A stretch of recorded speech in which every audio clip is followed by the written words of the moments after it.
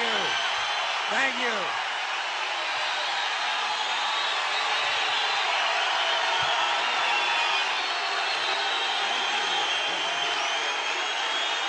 Thank you.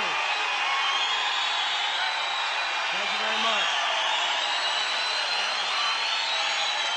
Thank you. Thank you all. Thank you all. Thank you.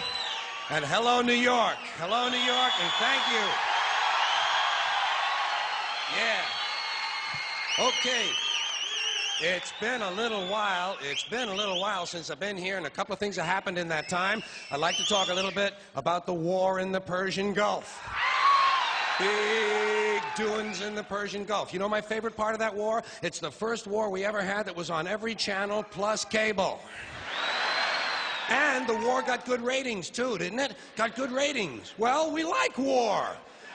We like war. We're a warlike people.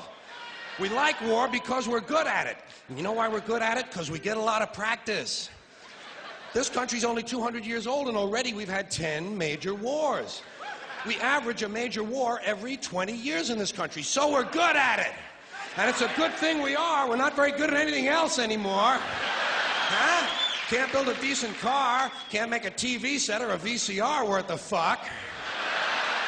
Got no steel industry left, can't educate our young people, can't get health care to our old people, but we can bomb the shit out of your country, all right? Huh? We can bomb the shit out of your country, all right?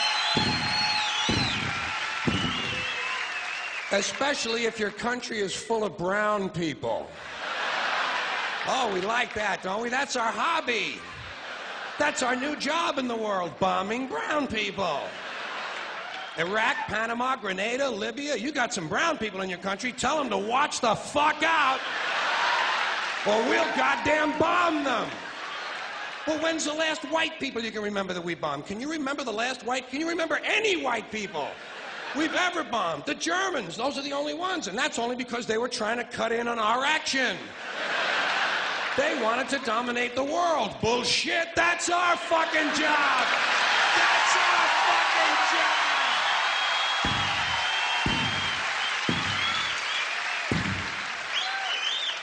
Now we only bomb brown people.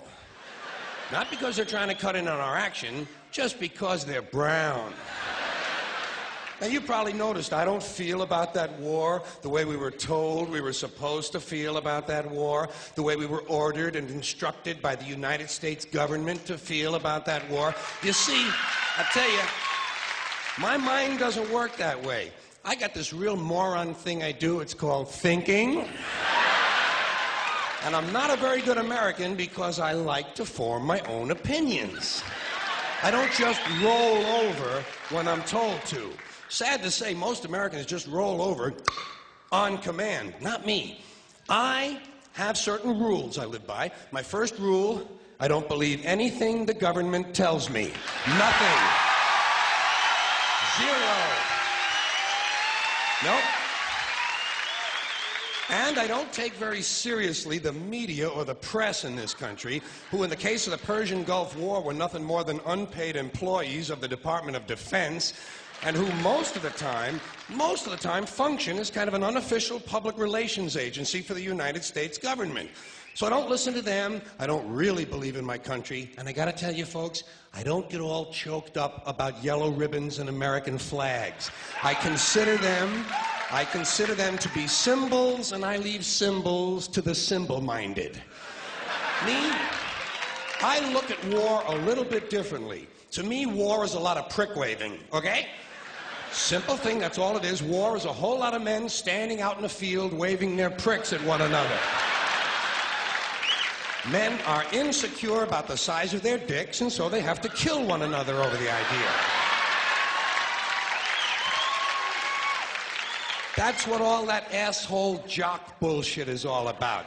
That's what all that adolescent macho male posturing and strutting in bars and locker rooms is all about. It's called dick fear. Men are terrified that their pricks are inadequate, and so they have to compete with one another to feel better about themselves. And since war is the ultimate competition, basically men are killing each other in order to improve their self-esteem. You don't have to be a historian or a political scientist to see the bigger dick foreign policy theory at work. It sounds like this. What? They have bigger dicks? Bomb them! And of course, the bombs and the rockets and the bullets are all shaped like dicks. It's a subconscious need to project the penis into other people's affairs. It's called fucking with people.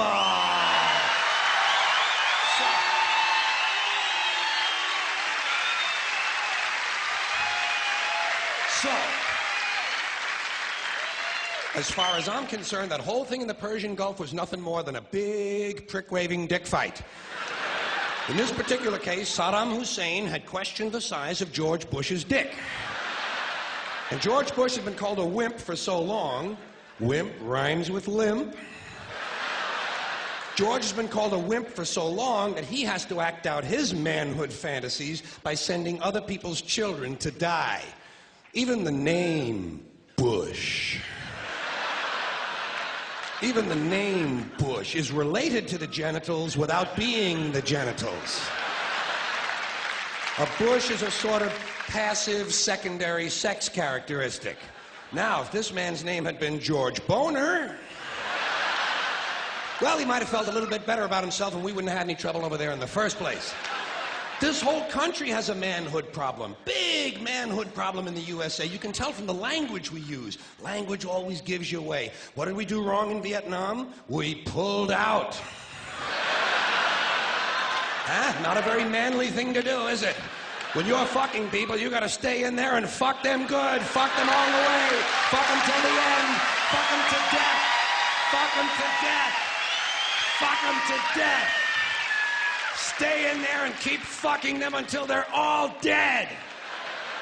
We left a few women and children alive in Vietnam, and we haven't felt good about ourselves since. That's why in the Persian Gulf, George Bush had to say, "This will not be another Vietnam." He actually used these words. He said, "This time we're going all the way." Imagine an American president using the sexual slang of a 13-year-old to describe his foreign policy. If you want to know what happened in the Persian Gulf, just remember the names of the two men who were running that war. Dick Cheney and Colin Powell. Somebody got fucked in the ass. Thank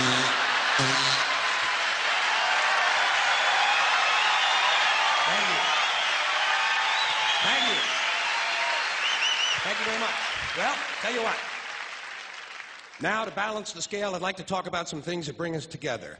Things that point out our similarities instead of our differences. Because that's all you ever hear about in this country is our differences. That's all the media and the politicians are ever talking about, the things that separate us, things that make us different from one another. That's the way the ruling class operates in any society. They try to divide the rest of the people. They keep the lower and the middle classes fighting with each other so that they, the rich, can run off with all the fucking money. Fairly simple thing, happens to work.